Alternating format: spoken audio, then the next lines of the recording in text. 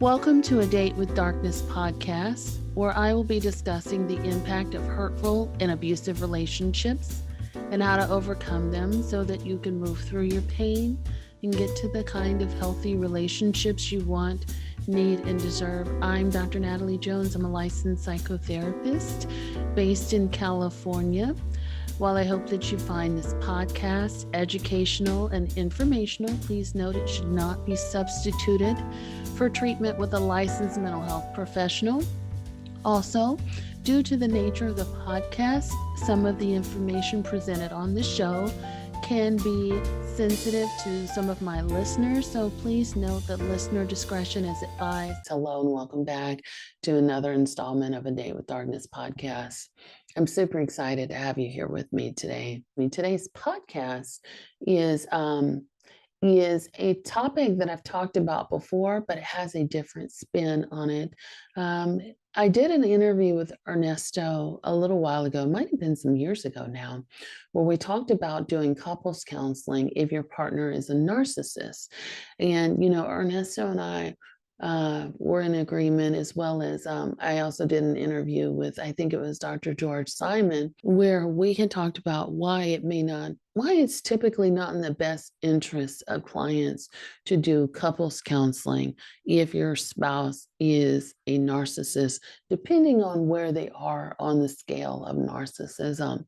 And so when traditionally what I found, and this has been years ago, since I've done couples work, I don't do it anymore.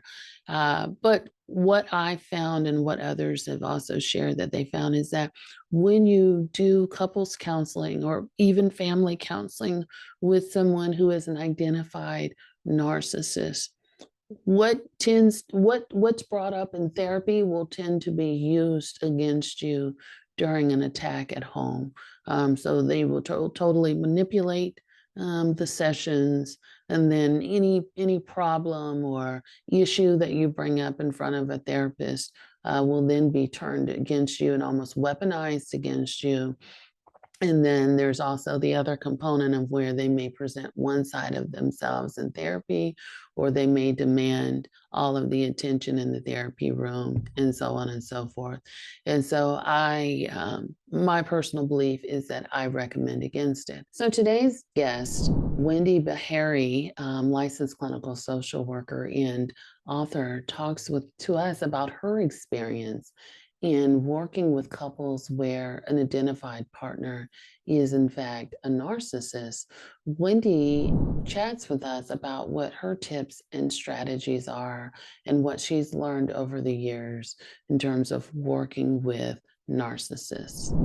Hello and welcome to the show, Wendy. Thank you so much for having me, Natalie. I'm happy to be with you. I'm excited to have you on, and we've been talking about linking up to do a show, so I'm certainly glad we were able to make it happen today. So for people who don't know, can you tell us a little bit about who you are, what you do, and the passion behind your work? Oh boy. Okay. um, I'm Wendy Behary. I am the founder and director of the Cognitive Therapy Center of New Jersey and the Schema Therapy Institutes of New Jersey, New York City, and Washington, D.C. I'm also the author of an international best-selling book. I'm very proud of the book. It's in its third edition now, called Disarming the Narcissist. And I Yes. am an expert in all things narcissism, from Mm. training clinicians around the world to working with mostly narcissistic men, some women, for probably Mm. 3 decades now, working with partners and people who have been offended by the narcissist in their lives. And this Mm. really grew out of just my passion, I guess, is just my curious nature. I was very challenged in my early days of meeting with these types of clients and being very triggered by them and appreciating just how hard, how difficult the challenges of working with this type of client in treatment, living with them, dealing with them can be. Yeah. And went on a bit of a crusade, I guess, with my mentor, Dr. Jeffrey Young, and we began working on an approach to effectively treating issues of narcissism in psychotherapy. I love that. And so you're one of the few people that I know that actually treats narcissists. Well, the Um, ones who come to therapy. Right, the ones who come to therapy, and, Yeah. it's not a lot of people that do that, and so I too also work with narcissists, or I used to work with them a lot more than I currently do now. It's, in Yeah. the Department of Corrections, Ah, but, so, you know, narcissism, narcissists, these words are now what I like to call buzzwords. big buzzwords. Everyone's a narcissist or everyone is a victim of narcissistic abuse. And it's very nice and refreshing to talk to someone who actually treats narcissists, because can you tell us a little bit about, from your perspective, what is a narcissist? Yeah, I mean, I think that, once upon a time, the Diagnostic Statistical Manual was designed to help therapists capture a profile of a personality, an Mm-hmm. emotional problem, to help guide the treatment.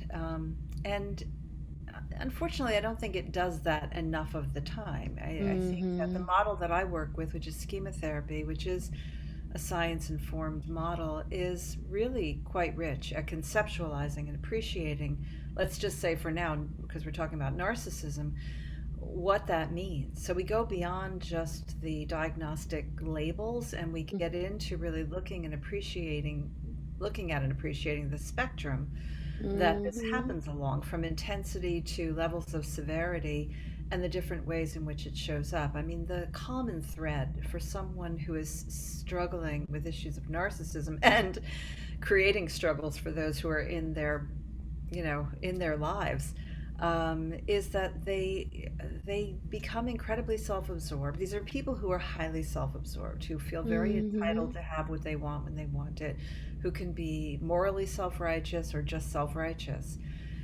who can be Mm-hmm. controlling, who can be demanding, who can be critical, who can be charming also, and very heroic at times.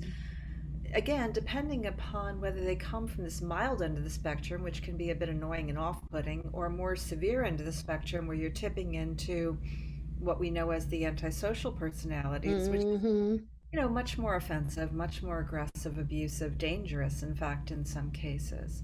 But it's not a one size fits all. And Yeah. it is not a case of someone is a demon or a devil or Satan incarnate. That's unfortunate and all over the internet, unfortunately, as well. Mm-hmm. But these are impaired people who do some bad things that hurt other people in pretty extreme ways. I am compassionate to that. I understand that. I get that. But they are still, at the end of the day, they are impaired people. They are not demons. And they are people who can, if they want to, and if you have enough leverage, if you have a good, sturdy spine as a therapist, if you have a good treatment approach, they can get help. They can get better. Okay. I have my thoughts about this, but I'm curious to hear what your thoughts are about getting better with treatment and what that looks like. Yeah. I think it looks like it can be meaningful enough. I mean, I guess I'll share a personal bias as a psychotherapist of 30 years. Sure. I don't think anyone ever changes completely. We're Mm, humans. We have memories. We have a somatic system, a sensory system that is sensitive to all stimuli out there in the universe. And so it doesn't take a lot for us to get captured and recaptured by what we already know from our life mm, experience. mm, I don't think we can change completely because we have memory, unless our brains become physically altered in some way. But I do think that we can change enough to make meaningful differences, meaning where we can adapt a healthier lifestyle. And I think the narcissistic individual is capable of that too. So, what it looks like is there are less conditions, there are less frequent conditions under yeah. which they get triggered into these narcissistic modes, responses. Mm-hmm. There's less intensity when they are triggered. There's a quicker recovery where they can begin to see themselves acting in ways that are part of the narcissistic construct that has been developed to basically protect them through most of their Yeah. lives while actually sabotaging them and others in their presence. What are some of the reasons that you've found that narcissists come to therapy? Usually because they just don't want to face a certain consequence. I mean, they Mm-hmm. almost never, not never, but almost never come to Yeah. therapy of their own will, really sincerely looking for help, unless they've sort of hit that rock bottom. And in the rock bottom is different for, I mean, everyone really. But narcissists will come to therapy because someone said, if you don't get help, we're done. Or if you don't get help, your job's at stake, your I driver's agree. license is at stake, your relationship with your children is at stake, something that they don't want to face. We call that leverage, right? Mm-hmm. There's leverage there when there's a consequence that's meaningful enough that might bring them into therapy. So Mm-hmm. for the therapist, you have someone coming in somewhat begrudgingly, but Mm-hmm. will do it because they don't want to deal with the alternative. And sometimes they'll come in because they've had their first panic attack and they're terrified of losing their edge, or they've been diagnosed with an illness. And this is very frightening for them because narcissists are not prone to experiences of vulnerability. Yes. And so anything that makes them vulnerable, needy, dependent on another is a terrifying zone to live in. And how did they show up in the therapy room? That's a great question, Natalie. And as you know from working with them too, a number of ways. Some of them will come in and be quite beguiling and charming and Mm-hmm. complimentary and do all those things to try to sort of win you over and win their way out the door. It's not Mm-hmm. me, it's everybody else around me. Basically, I'm Mm-hmm. okay, but it's the person I'm married to, it's the people I work with, or they come in just very blaming and finger pointing and angry. Um, Mm-hmm. they come in sometimes just very detached. Okay, I'm here. Do your thing, in a sort of dismissive, uh, Yeah. sarcastic, sardonic way. Uh, they don't typically come in saying, I know I've done some things that are problematic. I know I need help. That doesn't usually show up in the treatment room, at least not at first. So, with the different spectrum of narcissists that show up in your office, can you kind of walk me through what the treatment looks like? For example, for the charmer, for the person that's dismissive, right? What does the treatment look like from your perspective?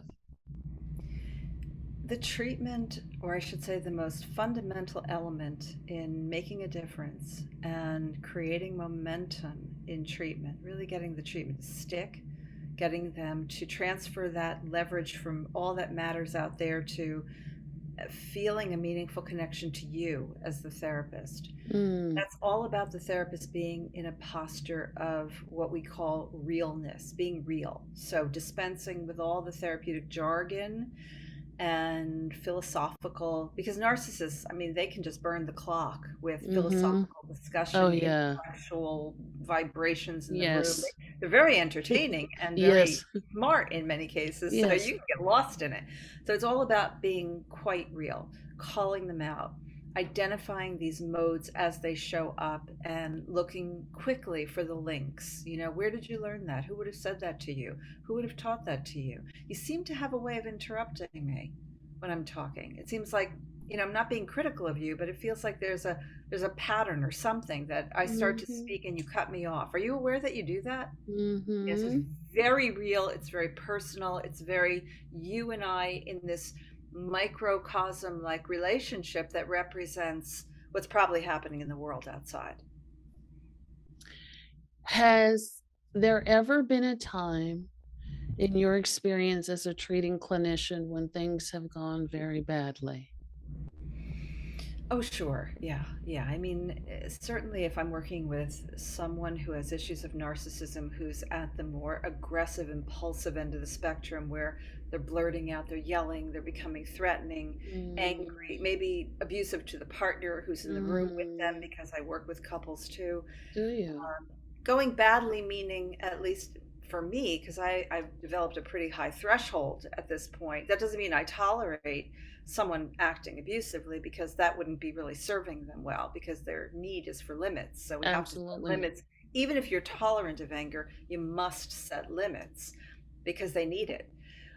But going badly is when you do feel a little bit of a threat in the presence of this person, and you can imagine what it's like for others, or you're so triggered. I've had moments where I'm just very activated. And so I've learned from making mistakes, like ignoring Mm, it or giving in or just avoiding the moment, that it doesn't work. It's not effective. And so mm, I've learned that, we have to install this thing I call the pause. Take a moment, restore yourself, catch your breath. If you have to, send them out of the room to take a walk and sort of wind down a little bit, and ask them to come back and share with you what's so important that's going on inside that it drove all of this fury into the foreground. mm. Again, it's a lot about just being very, very real in the moment. It's a lot of work. It's It is tedious. a lot of work. The only way we can create meaningful change is we have to dig down deep into the core, to this very vulnerable part of them, help reconnect them with this part of themselves. And then what we call in schema therapy, it's a reparenting process. It's a rescripting process of Hmm. getting those early unmet needs met. In other words, if you know you're okay, then you don't have to keep trying to prove yourself to everyone out there. Hmm. Right. If you know you're fine, you don't have to act so entitled. When do you know that you've made a breakthrough? It's when I'm hearing language, hearing the telling of a story or an experience where I can hear empathy slipping in, like an Mm, appreciation for the other person's experience. I hear a kind of thoughtfulness, a mm, remorse. I know listeners will go, "Oh God, what narcissist can do that?" And I don't mhm, blame anyone for being skeptical or is sort of rolling their eyes at this possibility, because it doesn't happen that much. It doesn't happen mhm, enough, unfortunately, because number one, it's hard to keep the leverage intact. Usually they mhm, find their way out of it. But if you can, there's nothing quite as rewarding as watching this person who carries this enormous burden of being larger than life to everyone out there finally be able to let down their guard, finally be able to connect with their own humanness and the humanness of others. And that's a pretty amazing breakthrough, and it mm. does happen, just not a lot of the time. Yeah. So you mentioned earlier too that you also treat couples. Hmm. Do you have criteria around the work that you do with couples where it's clear that one of the partners is a narcissist?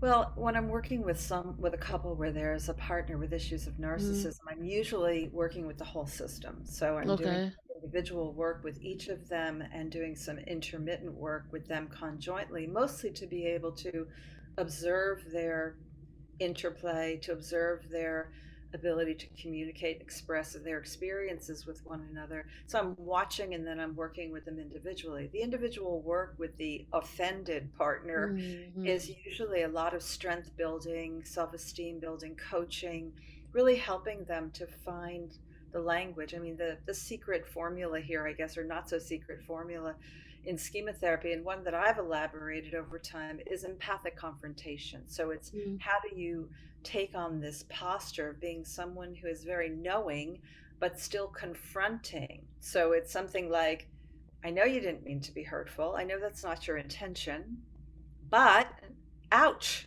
it hurts when you talk that way. Or you can't do that in here. That's sort of breaking the rules. So it's helping partners learn how to be really understand the makeup of a narcissist. So first they can begin to liberate themselves from self-doubt and self-blame. They can sturdy their own spine, they can feel sturdier in their own skin, and they can begin to confront more effectively, as opposed to just constantly being in the exhaustive state of anger or mm, a state of hopelessness.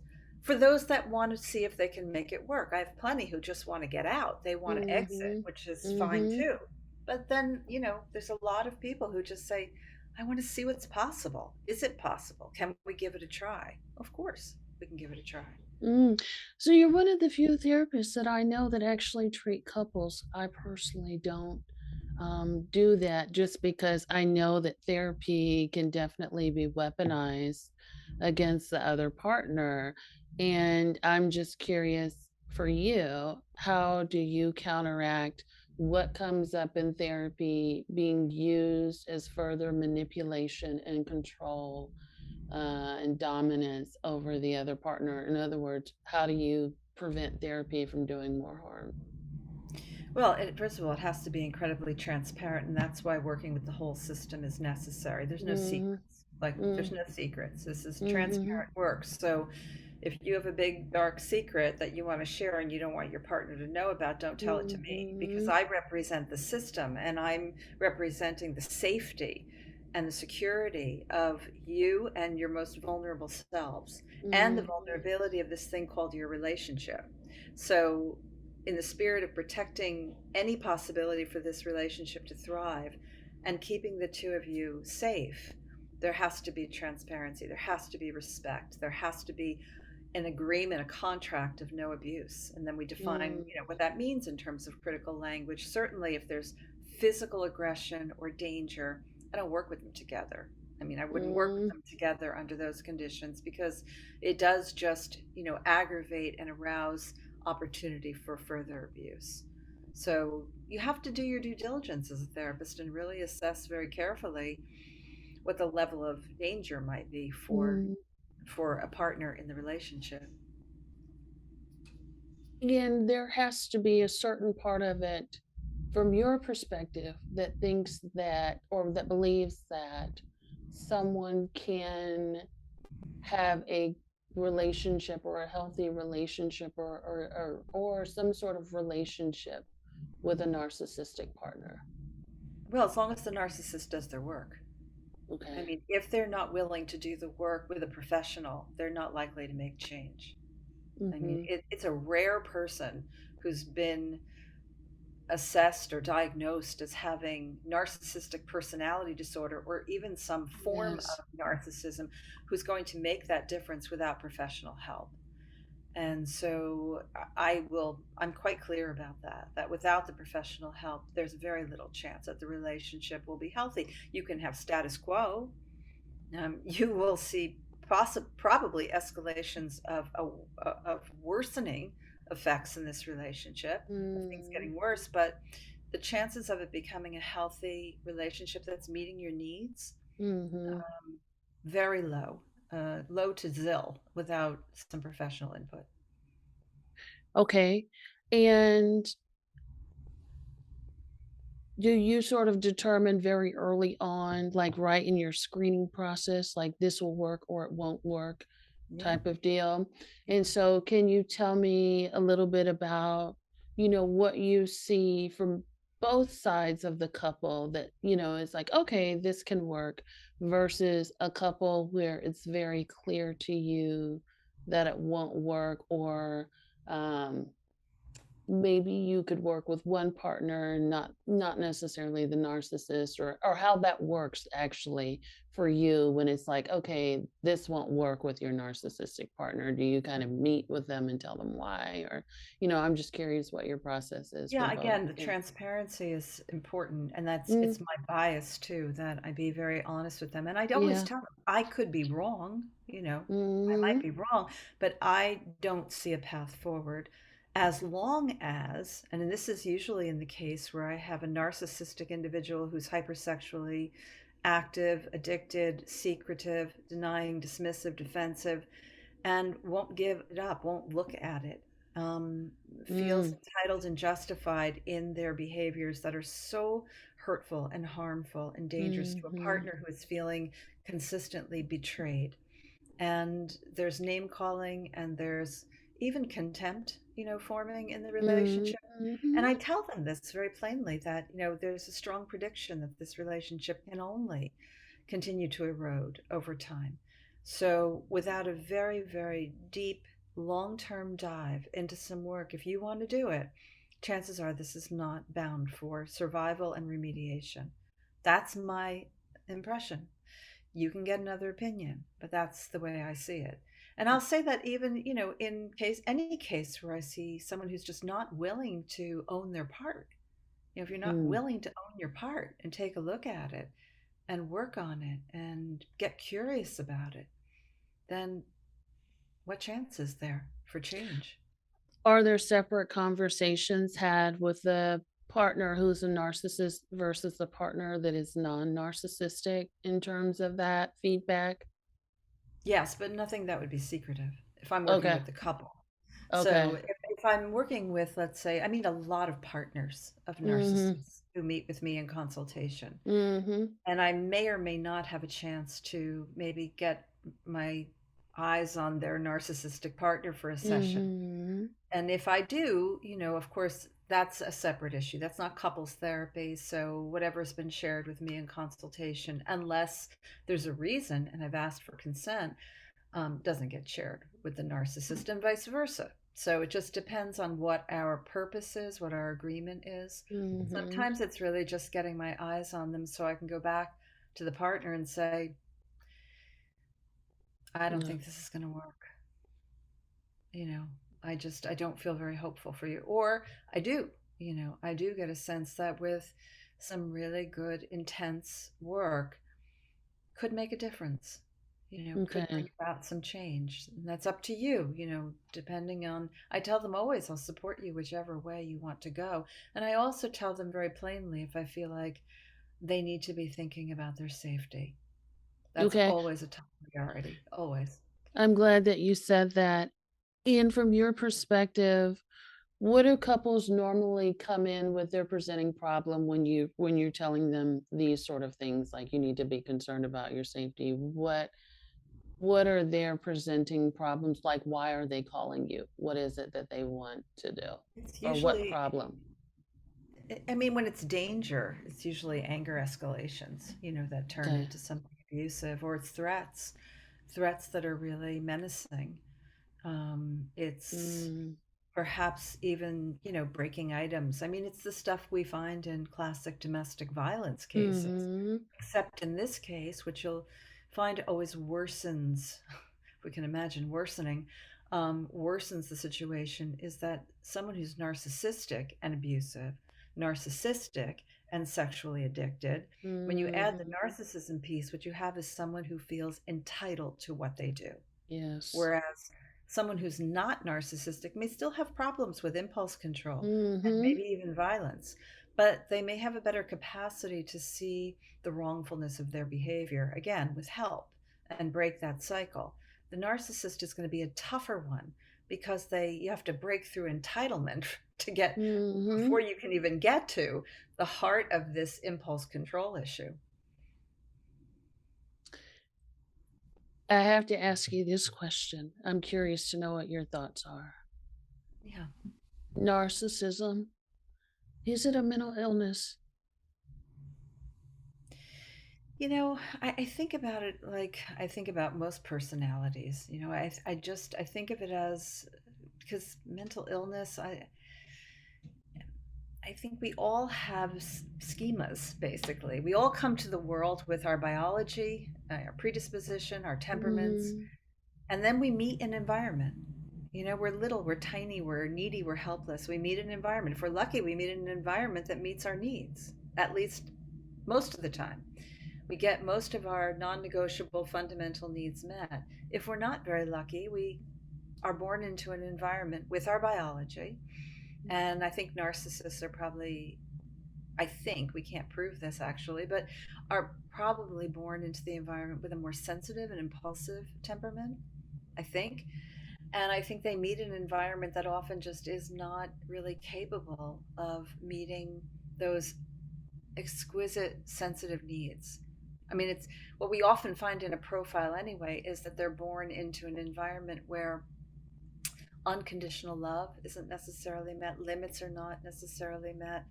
This is either the chosen child who becomes overindulged, or it's the child who was chosen to serve the needs of the adult. So they've become parentified very early with high burdens and mhm, expectations placed upon them. So they become performance junkies. And they're extraordinary performers. That's why they were selected. But they forfeit their childhood. So I guess I see it like I see many different, pathological types of personalities or emotional problems, if you will, that, we all come with a certain biological makeup. and we all meet a certain environment that may or may not meet our needs in certain ways, which Mm, forms the basis for these early maladaptive schemas or life scripts that determine how, we set our blueprint for living in the world, who we mhm. are, and how we're going to function and relate to the world. So, do you feel like narcissism, from your perspective, is a trauma response or something that you're kind of born with? Or how would you, or you feel like it sort of varies in I the think it nature versus, varies. yeah. I think it varies. I think it's a nature nurture issue, though. Yes.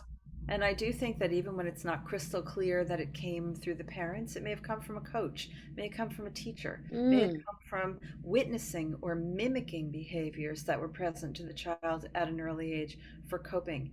It could be self constructed as just a way of coping in an environment that's, untenable for the child. There's different forms, and different forms based on different levels of temperament. The mm, covert narcissist tends to be much more neurotic and vulnerable, mm, and the martyr, poor me, and I'm the super sufferer, as I call them in my book. I'm the virtuous victim. I'm the one who puts up with everything. Still looking for kind of outstanding approval and attention, but for their suffering, not for mm. their achievements. I want to hear about your book, Disarming the Narcissist.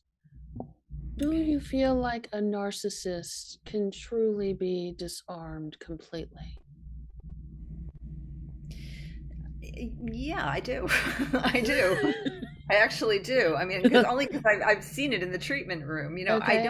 I don't think that it means they will never again Okay. put on that mode, put on their weaponry, Right. put on their shields. They will. Again, we're humans, so we're creatures of habit, and habits die hard. So, but I do think that we can have the capacity of showing them in relationships that I'm not doing that dance anymore. I'm Okay. not dancing with you anymore. I'm not engaging in this anymore. I'm doing it differently now. We can learn how to say our piece and turn away and send the message that this is unacceptable to me and find our voices again, because narcissists make you go silent after a while. You're so exasperated, or they put you in such a state of self doubt that you silence yourself. And if you already grew up with that in your own childhood, it's really easy to do it again when you're in the presence Mhm. of a narcissist. So I do think it's possible, but I do think it takes a tremendous amount of courage and strength, and we need to be in our healthiest adult stance in order to do that. Okay. Can you walk me through that process and what that looks like? Yeah, I mean, it goes back to this idea of realness, and it starts first with a very comprehensive understanding of the narcissist, who they are and how they're put together. So I know from my experience that narcissists will hurt you, but they don't do it in the same way a psychopath will hurt you. Mhm. Psychopaths are pretty typically narcissistic in their makeup, but narcissists aren't all psychopathic. So, Correct. Yeah. they will hurt you, but their hurt is not like intentional for sport. It's not part of a pleasure for them. It's not random. Their hurt on you is usually in the spirit of protecting their own ego. So they'll do whatever it takes to protect their ego. They will hurt you badly, but it's not motivated by this idea of I get pleasure out of putting you in pain, as much What as people about would in like court? that. Like, would you agree that the same principle applies, like when you're in court, like divorce, child Yes, custody, or yes, those yes, types of things where things get really just yes. They get uh, ugly. They get really yeah, ugly with the yeah. narcissist. And they will do anything they can to spare themselves the shame, the feeling of failure, the sense of being the bad guy, the loss of money, the loss of power, prestige, anything to protect what they feel is rightfully theirs, what they feel is the need to be, maintain their status on the marquee. They will do whatever it takes, but it's really a much more of a, not I want to hurt you because that feels good to hurt you. I'm going to Mm, hurt you. I'm going to do whatever it takes to protect me. And that's that strong level of entitlement that prevails when you're dealing with them. So, in order to be able to, I mean, I've coached many a lawyer who's going into the courtroom coming up yes. against the narcissist on behalf of my client, their client, who is trying to divorce a narcissist, teaching them and consulting. They consult with me on some of the paradoxical interventions that can be used. Some of them a bit nauseating, some of them very firm, and require a lot of firmness and sturdiness. I often say, save a lot of time and money. Get in front of the judge, provoke the narcissist, let them show their stuff. Judges don't tolerate that well, and you stand a better chance of getting Yes. what you deserve, as opposed to all this wrangling Yes. outside the courts, which costs time and money, and a lot of Mm-hmm. money, Mm-hmm. um, and a lot of stalling, and a lot of game playing, and people give up. A lot of the women I've coached will say, I can't take it. I'm giving in just for peace Mm-hmm. sake. And they give up what's rightfully theirs. So it's very, very sad to watch. But again, going back to your question, I mean, standing up to or being very real in the presence of a narcissist means you have to get rid of you have to really try and de-escalate your own anger and your own irresistible want for vengeance, right? When they've hurt you so Mm-hmm. badly, and really get into a place where you're not feeling sorry for them, but you get who they are and all the very dysfunctional ways they are put together, and you see it ever so clearly so that you can say things like, it's very tempting to want to engage in this conflict with you. And I know that's part of our usual game of engagement, but I'm not doing it. I'm not doing it anymore. So, in the spirit of protecting myself, oh, aren't you really wonderful now? Yeah, I'm getting better all the time. Oh, well, aren't you something? Is that your therapist talking?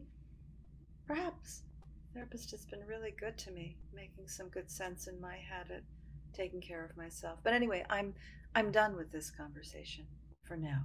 Happy to come back to it if we can do it in a respectful way, but not like this. And off you go. So it's staying in this zone right here. You want to rattle the narcissist and disarm them like no other? Mm-hmm. Stay right here. Stay right here. You're not falling apart. You're not, you know, cascading into a puddle. You're not up here, escalated into anger and shouting. You're right here. Like, I'm okay. You're not okay. I'm not doing this. Mm-hmm. And you maintain that stance. And for them, that is a truth that is terrifying. That is terrifying.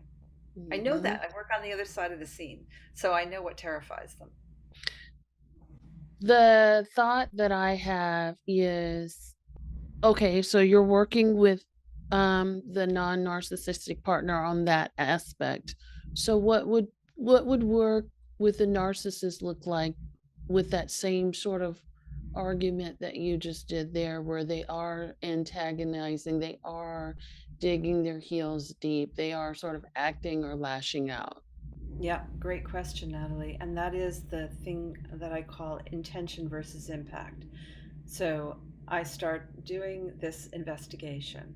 What is it you want her to know?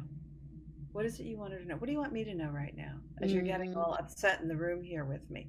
What is it you want me to know? What is it Mm-hmm. you really want me to get? What are you, deaf? No, I have really good hearing, but I'm not sure what it is. Now, I could go after that and say, why are you talking to me like that? What is that? And sometimes we do, because we have to hold them accountable for behaviors that are so cynical and critical. But if you did that the whole session, that's all you'd be doing through the session with many Mm-hmm. of them. So I have to sometimes let it just go by and stay with my agenda. And I'll say, no, my hearing is fine, thank you. But I just really want to know, what is the intended message? Well, I mean, I feel so unappreciated. I feel like nobody appreciates all that I do. I do so much and I don't get any appreciation. That sounds kind of disappointing. You think? Yeah, I think. But what's really tragic there is that that message is not being delivered. So your intention is to deliver a message that says, I'd like some appreciation. I'm feeling kind of unappreciated, and that's a little disappointed, maybe even a little hurtful. But that's not the message that gets delivered. So it doesn't have the impact that you hope for, and you don't get the response you're looking for because your courier is delivering a very different message, is just pushing people away from you, pushing them Mm-hmm. away. Like I feel Mm, right now, except I get you, but there's a big part of me that just wants to go like this. Like, so it's a lot of honesty and realness and rawness in the room. We're working the mm, relationship, helping them. And then we have to say, who is that part of you? Where did you learn that? Where would you come up with that? To just start shouting criticisms when your intended message is simply to say, I feel disappointed. mm. What happened to that guy? Yeah. So always back to the narrative, back to the narrative, back to the learning and the unlearning, the learning and the unlearning. And tell me about the empathy training piece. Empathy will not happen. I mean, it's another myth that I like to debunk. Yeah, It's not that narcissists are not capable of empathy. they Everyone don't want to. is capable of empathy unless they have Yeah. a brain injury. Narcissists have not developed the capacity for empathy. First of all, most of them have not been exposed to what that's like to have someone who really wants to know you at the deepest level. Mm, They're mm-hmm, mostly they've been exposed to people who want to see what they can do, not want to know who they are. And so, first we have to go inside out, right? They have to get acquainted with who they are. They have to really develop an empathic connection with themselves, with that little guy underneath or the little girl underneath. And then once that has been resolved, that relationship has been developed in a way that's more firmly rooted, then there's the capacity to be able to start to look at the experiences of another, because to try to get the narcissist to understand the hurt that it's causing another means mm-hmm, I'm the bad guy. I'm the bad guy. They can't tolerate looking at the experience of another because they get very busy protecting their ego as mm-hmm. if they are bad. They carry a big fat defectiveness schema underneath. Hard to believe with these people who seem so self possessed and larger than life, but they do. They have a lot of defectiveness and shame, toxic levels of shame at the core of their identity. And until we can resolve that and help them to really kind of fall in love with this little person again underneath and not feel like they have to prove themselves so strongly, it's going Mm-hmm. to be hard for them to look. This is when you asked about how do you determine a breakthrough. It's when I can see something like, that must have felt really crappy to you when I said that, Wendy, didn't it? I didn't say that very well, did I? Like, Mm-hmm. wow, that's a big moment because they're actually identifying something that they may have perpetrated without becoming defensive, without becoming Mm-hmm. dismissive, without becoming blaming and justified in their actions. Do you feel like a narcissist can form attachments? Yes, I do. With this kind of work, I think if they Okay. do the work, I mean, they will hold forth very firmly. I don't need people. Mm-hmm. I don't need the kind of emotional connections that you need, Wendy, and that most people need because I'm different. I was just sort of born this way. I was Mm-hmm. born to achieve. I was born to be sort of a life changer for other people, a deal maker.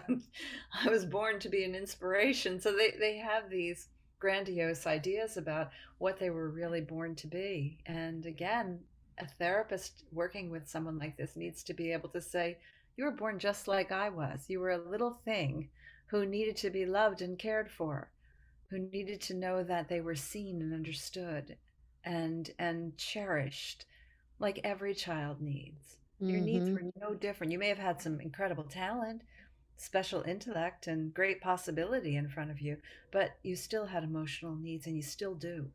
Okay. I'm not saying, what are you saying? I'm a liar? No, I'm not saying you're a liar. I'm saying that you just don't know this part of yourself because it has been so walled off for your whole life. Mm. When narcissists have children, there's a high likelihood that one of their children will start to develop um, elements of narcissism. I'm assuming since you work with a family unit that you also work with that element also? I don't work with the children, but I do some coaching for the parents, especially for the non narcissistic parent who is Mm-hmm. absolutely terrified of this possibility. Um, Mm, I, I co-facilitate a co-parenting with the narcissist online community with Susan Stiffelman, who's a mm, parenting expert. And we have an amazing membership of mostly women, but some men too, who are dealing with mhm, narcissistic co-parents, either living with them, most of them already divorced or getting divorced. And that's the big fear. How do I protect my child, not only from the exposure, but what they might become? Particularly the child who may be gender identified with dad, dad and his son, or, my daughter and her mother. So it's always kind of that special reminder that a child needs one healthy parent and they can be okay. Doesn't mean they won't have some fallout from the narcissistic parent, but mhm, it isn't absolutely a prescription for disaster because you're married to a narcissist. They need one healthy parent who can demonstrate, frustration tolerance and discomfort tolerance and limits and making wise choices and the rules of reciprocity and other people matter. And one parent who demonstrates that, and you may not see the benefits of that until a little bit later into their young adult life, but mhm, you'll see them ultimately, and they can get help, of course, if help is needed. But it's tough. It's tough when you're, up against a narcissistic parent who's modeling all these, not only modeling ways that the child might mimic, but also teaching the child that this is the way you can win my favor. And so the child will give mm. in and do the things that sort of support the narcissist's way of being in order to win their favor. That's sad, right? It's It a is sad very story. sad. Um, and I'm just sort of wondering, do you also do coaching with the narcissistic parent around that Oh, also? yeah. Oh, And what does that absolutely. look like? Well, it's a little tricky because it's that thing I was referring to earlier where, it can be nauseating at times because we're doing with this thing called providing narcissistic supply. And yet there's truth. So it's not a complete manipulation, even though it may seem manipulative, but there always has to be something authentic in the presentation. And my Mhm, presentation is something like, you're really important to your child, whether you like it or not. You have mm, incredible importance, maybe the most important person in the world to your child, and particularly because you're dad and he looks up to you as that could be me one day. And so your actions, your behaviors, your words, your gestures, your presence has immense power. Now, I use the mhm, word power and importance deliberately because that's the narcissistic supply. But mm. I'm trying to also send a message that says, be careful, be careful. And also to remind them, if I know them well enough, to remind them of what lurks in their own early experience, Yeah. perhaps those same pressures and demands that have created a legacy. Your grandfather, your father, you could break that spell right Mm, now if you wanted to with your own child. You have the power to do that, right? So it's really provoking, like sort of a challenge for them. mm. How do you work with them with things like maybe triangulation, smear campaigns where they're trying to get the child to align with them, or they're sort of, dragging the other parent's name and through the mud, or even, their spouse through the mud or whatever. How do you work with them around those sort of behaviors that maybe are already well underway? Yeah, again, it's hard because, well, it's two things. One is we go back to the idea of intention. What's your intention when you're doing this? Mhm. Number two, it's kind of like reminds me of the old, how do you put the fear of something into someone that will result in necessary changes? So I start predicting for them what might happen to their children Mm, over time, you know, and say this is not a blame game or to try to make you feel guilty. It's just sort of wake you up to the fact that you're hurting. There's a part of you that's very scared. There's a part of you that's hurt mm, and angry, and your child becomes kind of the perfect little, pawn in many mm, ways, not because you want to hurt them, but without realizing it, you are insidiously inducing harm mm, into your child. mm. who will either find a way eventually to completely detach from you and or will lose contact with their mom or the other parent, whoever that might be. And that isn't necessarily a good thing, despite what you're feeling. And so then I start predicting things like that could happen with addiction, with mood disorders, with poor performance, with self esteem issues. All that could happen because we know it's true. These are all possibilities, and enough to just try to wake them up to the frightening possibilities of the impact of their behaviors on their children.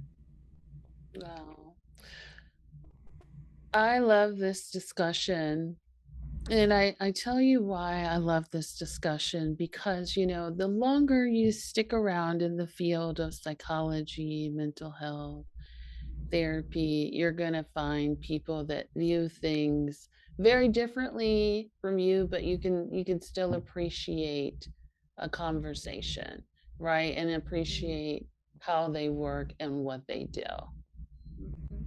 So I love that, and I love this conversation that you and we have worked with similar personality folks in therapy, but we have very different perspectives on how that goes.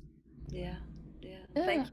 Thank you for that. I appreciate that. And I do think it's important that we recognize that there are differences and it's not a one size fits all. And, there are times when I, like so many others, feel the incredible frustration and Mm, find myself doing nothing more than just setting limits, setting limits, setting limits, or in some cases having to terminate a relationship with someone who is just perilous. The mm, therapy has just become a mm, perilous state of toxic gameplay, and mhm, I won't collude in that. I won't collude in that behavior. So mhm. that's a sad day, of course, when it happens. But I do appreciate. Um, it's easy, as they say, when you're preaching to the choir. It's always more interesting when you're sharing different perspectives. And I love your questions, Natalie. So thanks for the beautiful flow of questions and for having me on your show. Absolutely. And Wendy, can you tell people how to find you if they want to follow up with you or connect with you? And then also tell us what you're doing, if there's any sort of things that we can support you with. Sure. Yeah. Thank you. Mm-hmm. You can find the latest edition of my book on most booksellers, including Amazon, which is Disarming the Narcissist, third edition. I rewrote the whole book, and there's a lot of new content on Mm-hmm. hypersexuality, perilous and dangerous narcissism, and Mm-hmm. divorcing the narcissist as well. All of my resources and information for my online communities and reading materials, other podcasts can be found on my website, which is disarmingthenarcissist.com. I love it. And anything that you're working on or coming up for you that we can support you with? Well, lots of different training and presentations. I They're love on. it. They should be all on my website, or they're coming soon.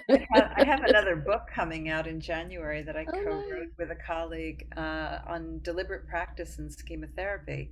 So again, Mm, schema therapy is the model that I'm passionate about. And for the American Psychological Association, we wrote a volume, and this one will be specifically deliberate practice and schema therapy, and that's with Joan Farrell and Tony Rosmanier and Alexander Vaz. So we're I excited about love the it. book. I love it. So you've been busy and will continue to stay busy. I love it. I think so. I think so. Awesome. Well, thank you so much for coming on, Wendy. Thanks, Natalie. Okay, would love to hear your thoughts on what Wendy Behary had to say and what her suggestions were, and just about what your thoughts and feelings are about getting couples counseling when an identified partner or spouse is a narcissist. So let's definitely continue this conversation on social media. And until next time, you guys take care of yourselves, stay out of trouble, and be well. Check out the sneak preview of next week's episode. I had an incident recently in which Darvo describes perfectly to a T exactly what happened. So actually, and I don't want to necessarily make this about myself per se, but I definitely want to give you a little bit of context so that Darvo can be explained a little bit more clearly. And basically, I had a situation where there's a person that was in my life and I'm no longer talking to them, or I don't talk to them as frequently. And they asked me why. Why don't I talk to them? And, it actually didn't start out with why. It actually started out with that person saying that your behavior is just awkward, like our interactions are awkward.